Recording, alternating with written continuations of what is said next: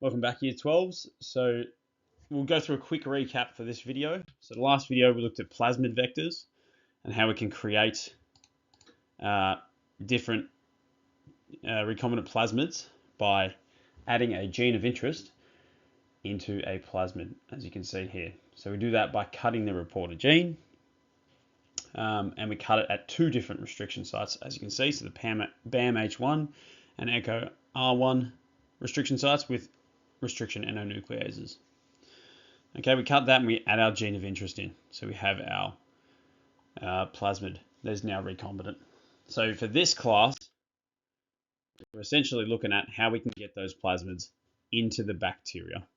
Okay, so we have our recombinant plasmid, we have our host cell, which is Escherichia coli, and we want to get that in, transform that cell.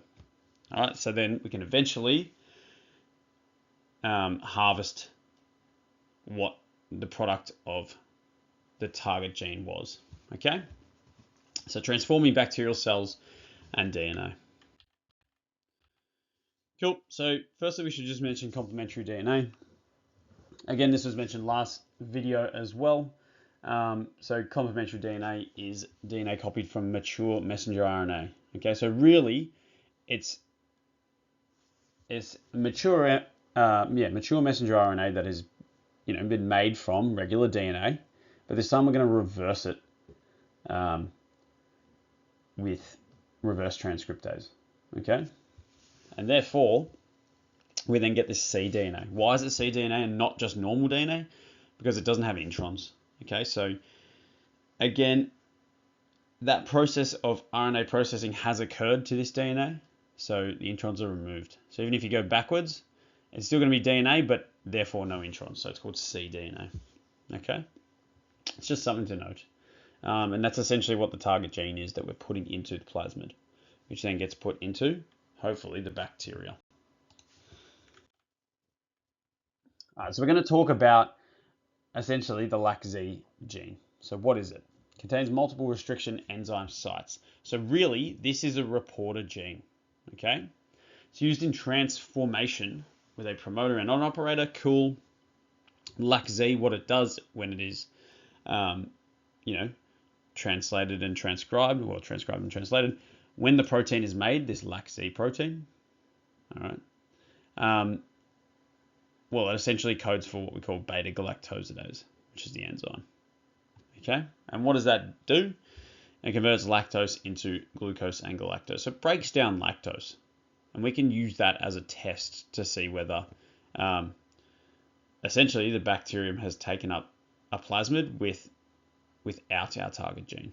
Okay, thus it can be used as a test if the bacterium has taken in the plasmid by adding lactose to an agar plate and seeing whether it's broken down.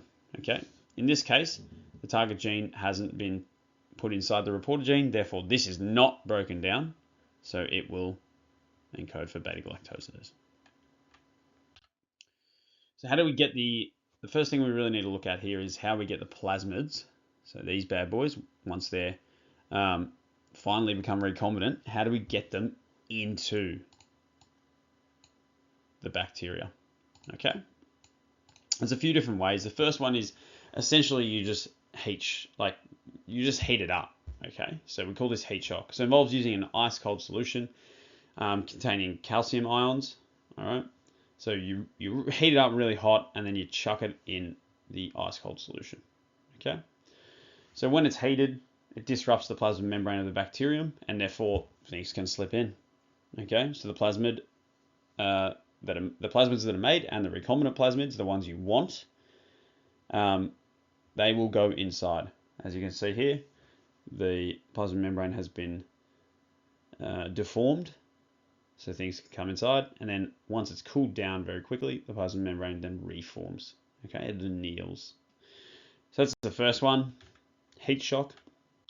Second one is electroporation. It's a similar thing, but we use an electric current this time. So an electrical current runs through the bacteria and the plasma membrane opens to allow plasmids to enter. Okay, so kind of opens up, plasmids can slip in, and once the electrical current is stopped, then the plasmids are now inside.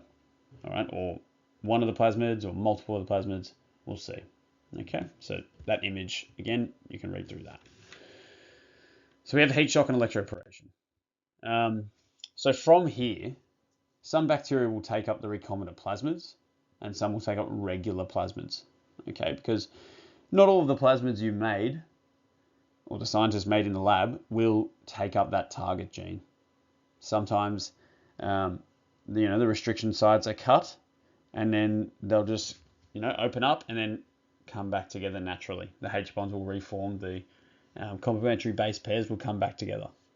Sometimes it doesn't cut it properly, all right, and ligase will put it back together, and then sometimes it stays open and the target gene will slip in with the sticky end cuts. So there's sometimes you can get the recombinant plasmids, the ones you want, but sometimes they're just regular plasmids. All right, so we want to screen those out essentially. So others will die during the process of heat shock or electroporation. So some of the Escherichia coli will just straight up die. We only need a few individuals to take up recombinant plasmids successfully for a colony to grow. All right. So you guys should be well aware that prokaryotes like Escherichia coli, bacteria, they replicate exponentially through asexual reproduction. Okay, so you would have learned that in year 11. So really, you only need a few of these bacteria to take up the recombinant plasmid, and then once they do, they'll just clone themselves. Okay, and all of the cloned bacteria, all the replicated bacteria will have the recombinant plasmid within it. Okay. All right, so this is the whole process of bacterial transformation. So in other words, getting the plasmids into the bacteria. All right, so as you can see, there's a lot going on here, but we'll focus on this gene of interest firstly. So we have a eukaryotic cell here. All right, we take our gene of interest.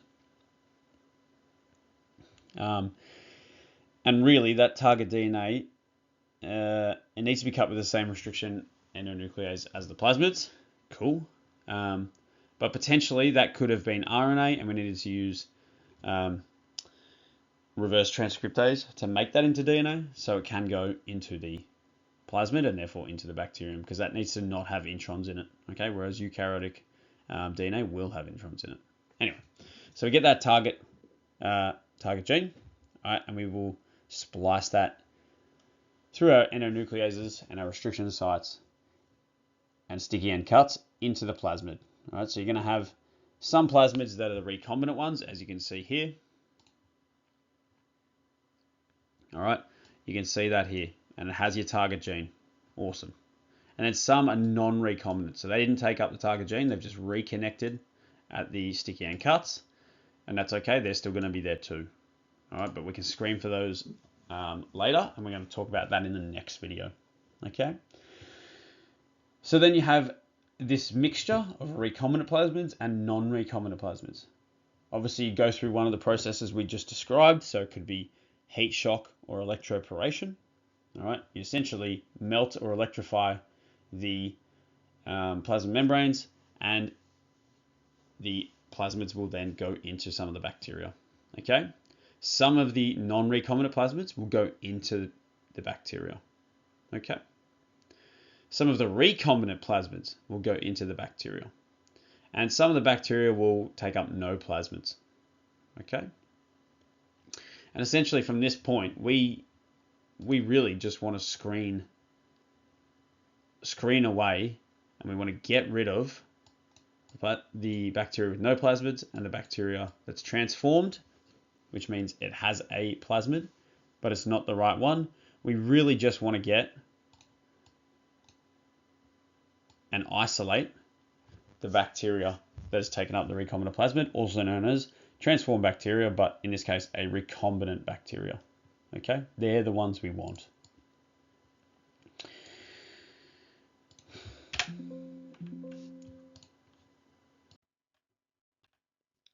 All right, so how do we screen for those bacteria that we want? The transformed bacteria, in this case, the recombinant transformed bacteria.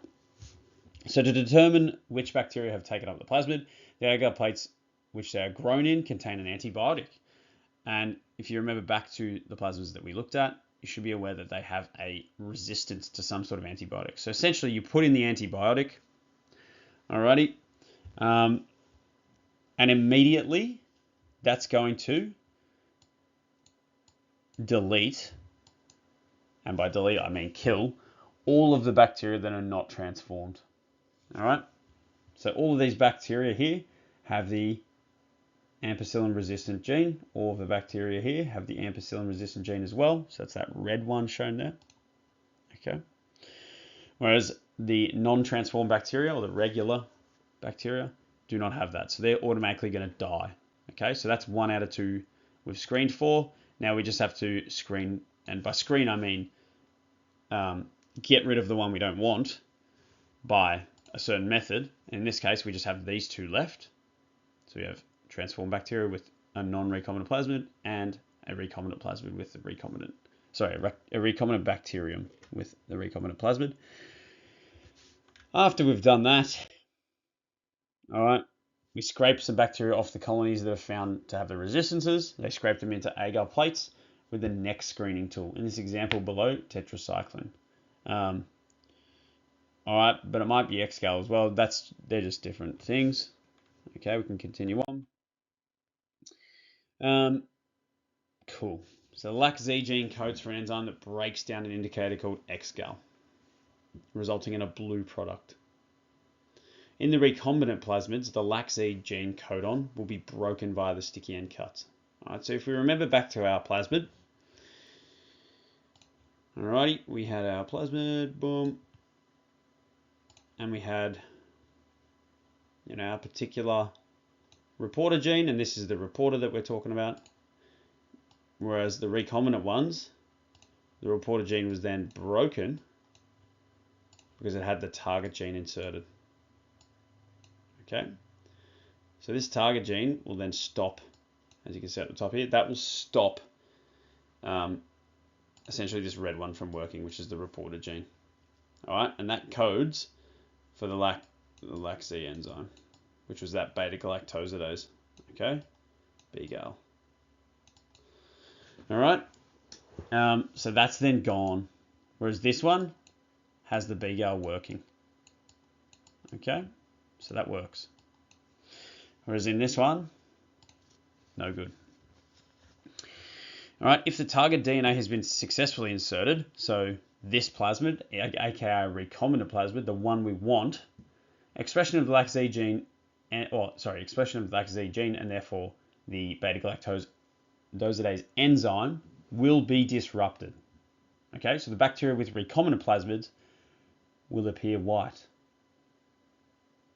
Okay, because they're not breaking down the Xcal. And when the Xcal is broken down, it goes blue.